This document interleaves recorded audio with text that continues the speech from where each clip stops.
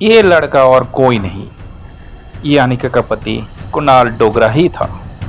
21 साल का कुणाल डोगरा अनिका को ऊपर नज़र रखते हुए बाइक से बड़ा ही स्टाइल से उतरा और धीरे धीरे अनिका की तरफ चलने लगा। अनिका और कुणाल एक दूसरे को देखे जा रहा था। कुणाल का शादी भलाई अनिका से उसकी मर्जी के खिलाफ कराए गए थे, लेकिन अपना बीबी का कोख में किसी और का बच्चा कोई भी मर्द शायद बर्दाश्त नहीं कर पाए। कुणाल शादी के बाद सीधे मंडप से दिल्ली चले गए अपने कॉलेज के पढ़ाई पूरा करने के लिए, और वही पहुंच के शादी के दूसरे दिन ही अनिका का प्रेगनेंसी के बारे में खबर मिली थी। अनिका उस दिन से रोज सोचती थी जिस दिन कुणाल डोगरे से उसका सामना करना पड़ेगा उस दिन उसका क्या होगा। आज जब कुणाल डोगरा उसका सामने आ रहा था, पता नहीं डरदोस होने के बावजूद भी आज अनिका को डर और शर्म के बारे में एक अजीब सी फीलिंग्स महसूस हो रहा था। अनिका तुरंत उसके पापा को फ़ोन लगा दिया था, मगर फ़ोन नहीं लग रहा था। कुणाल को अपने और बढ़ते देखकर अनिका का घबराहट और बढ़ने लगा था। डर के बारे में अनिका अपना आप से बड़बड़ाने लगे थे। वो पापा तो नहीं है घर पे। वैसे में कुणाल अनिका का सामने आके एरोगेंस से खड़ा हो गया था और अनिका को ऊपर से नीचे तक देख रहा था। सूजा हुआ चेहरा, 8 महीने प्रेगनेंसी का मोटा पेट, गद्दी जैसा मोटे हाथ और पाँव। प्रेगनेंसी का बजाय अनिका पहले से भी और मोटी नजर आ रही थी। प्रेगनेंसी को देखकर कुणाल ने अपना होठों को दबाया और लंबा सी सांस लेकर कुणाल ने जमीन को थूक दिया। ये देखकर मानो अनिका का कमजोरी वापस आ गई है। वो ठीक से अपना पैरों पर नहीं खड़ा हो पा रही थी, मानो जैसे उसका खुद का बोझ लग रहा हो। कुणाल गुस्से में घुटते हुए जैसे जैसे उसकी तरफ बढ़ रहा था, वैसे वैसे अनिका डर के बारे में पीछे की तरफ जा रही थी। ऐसा लग रहा था मानो कुणाल का लेदर शूज अनिका का नंगा मुलायम पैर को उछाल देगा। तभी मेन गेट से गौतम का कार अंदर आके रुकी। गौतम अपने कार से उतरा और तेज कदमों से कुणाल के सामने आके रुका, जैसे बॉस का पीछे सेक्रेटरी भाग रहा हो। अनिका ने अपना पापा को ऐसा कभी नहीं देखा था।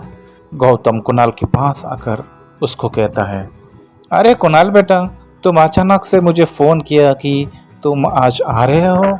तुम्हारे कॉलेज में छुट्टियां शुरू हो गई है क्या? कुणाल ने घुर्रा के कहा।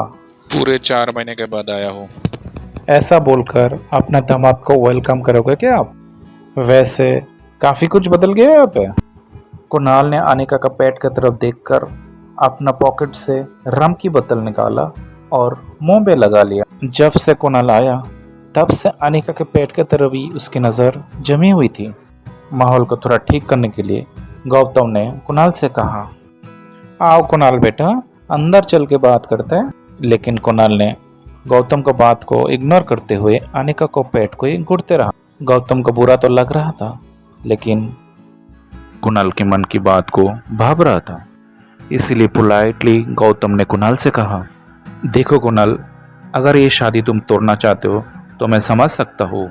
ये बात सुनकर ही कुणाल चिल्ला उठा, जो बात तुम समझ सकते हो वो बात मेरे बुढ़े दादाजी नहीं समझ सकते थे।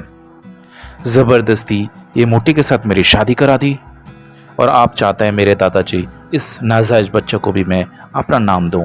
एक तो इस मोटी को मेरे गले में बांधकर पता नहीं किस बात की बदला ले रहे हैं मुझसे।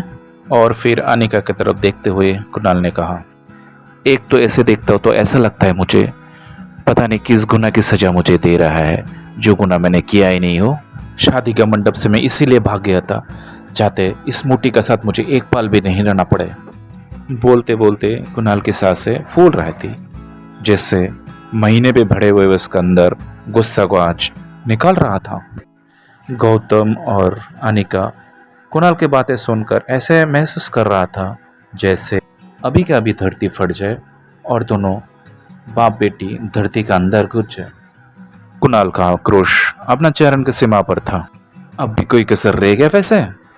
उसने अनिका की तरफ इशारा करते हुए आगे कहा, देखो इस बेशरम को, शादी के फेरे लेते हुए पेट में किसी और के बच्चा पाल रहा था, और इतने होने के बावजूद भी ये लड़की बेशरम की तरह मेरे सामने खड़ी है।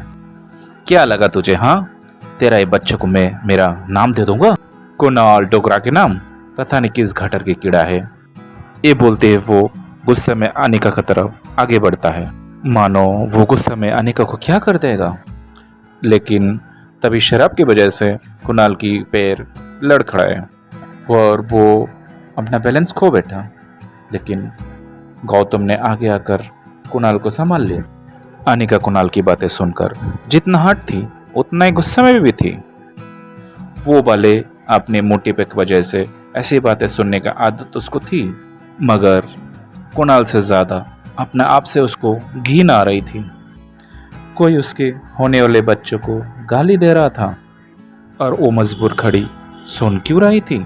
बच्चा का ख्याल आने से अनिका के अंदर अचानक कैसे शक्ति आ गई थी। बिना कुछ सोचे वो बोल पड़े, मैं ये शादी को नहीं मानती। ये सुनकर कुणाल और गौतम दोनों ही शॉक थे। कुणाल सोच रहा था, कल आई हुई ये पितनी से लड़की में इतना हिम्मत आई कहाँ से मेरे सामने, यानी कुणाल डोगरा के सामने ऐसे बोले।